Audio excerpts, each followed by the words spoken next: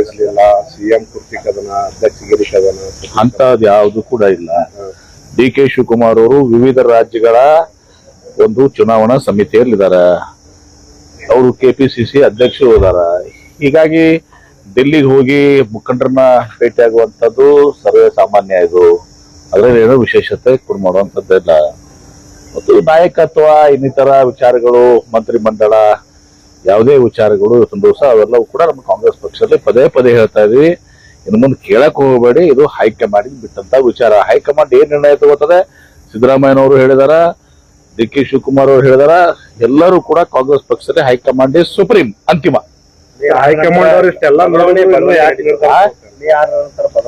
ಎಷ್ಟು ಸಲ ಹೇಳಿರ್ತಾವ ಬಲವಾದ ಸಲ ನೀವು ಮಾಧ್ಯಮದವ್ರು ನಿಮಗೆ ಬರ್ತಾವ, ಬರೀ ಒಂದೊಂದು ಡೇಟ್ ಕೊಡ್ತೀರಾ. ಅವತ್ತು ಆ ಡೇಟ್, ಈ ಡೇಟ್, 20 ಡೇಟ್ ನಮೂವ್ ಆಗಿದಾವ್. ಇಲ್ಲಿ ಇಷ್ಟೆಲ್ಲ ಡೇಟ್ ಹೈಕಮಾಂಡ್ ಒಂದು ಪೂರ್ಣ ಅದು ನಿಮ್ಗೇನ್ ಸಂಬಂಧ ಇದಾವೆ?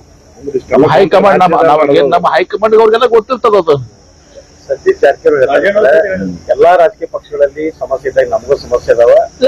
ನಿಶ್ಚಿತವಾಗಿ ನಿಮ್ ಮನ್ಯಾಗ ಇರ್ತಾವ ಸಮಸ್ಯೆ ಏನು, ರಾಜಕೀಯ ಪಕ್ಷನಾಗ ಇರ್ಲಾರ್ದ ದೊಡ್ಡದಾದ ಎಲ್ಲ ಪಕ್ಷದಲ್ಲಿ ಇರ್ತವೆ. ನಿಮ್ಮ ಮನ್ಯಾಗ ಇಲ್ವಾ? ನಮ್ಮ ಮನ್ಯಾಗ ಇರೋ ಸಮಸ್ಯೆಪ್ಪ, ನಿಮ್ಮ ಮನೆಯಾಗ ಇಲ್ವ ಸಮಸ್ಯೆ? ಅದೇ ನಾಲ್ಕು ಬಗೆಹರಿಸ್ತೀವಿ. ನೀಗೇನು ಮಧ್ಯಮ ಮಾತಾಡೋದಿರ್ತದ? ನಮ್ಮಲ್ಲಿ ಏನೋ ಸಮಸ್ಯೆ ಇದ್ರೆ ಹೈಕಮಾಂಡ್ ಅದೆಲ್ಲ ಗಮನಿಸಿರ್ತದೆ. ಹೈಕಮಾಂಡ್ 4 ಕಡೆಯಲ್ಲಿ ಅದನ್ನ ಬಗೆಹರಿಸ್ತಾರ.